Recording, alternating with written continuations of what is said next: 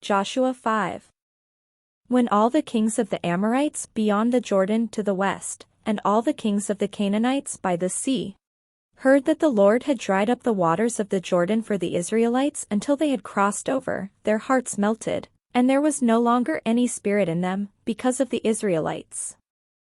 At that time the Lord said to Joshua, "Make flint knives and circumcise the Israelites a second time."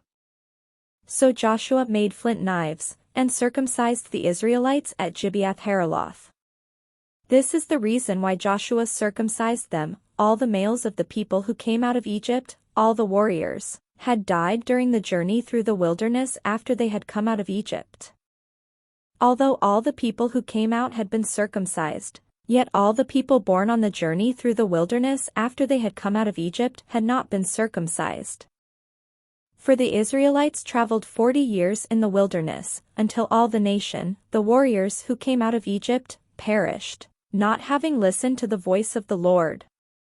To them the Lord swore that he would not let them see the land that he had sworn to their ancestors to give us, a land flowing with milk and honey.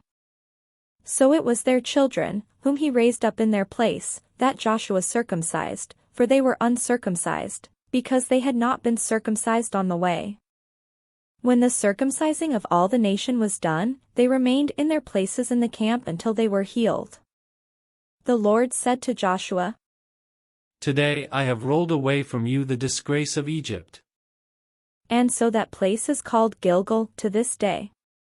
While the Israelites were camped in Gilgal, they kept the Passover in the evening on the 14th day of the month in the plains of Jericho. On the day after the Passover, on that very day, they ate the produce of the land, unleavened cakes and parched grain.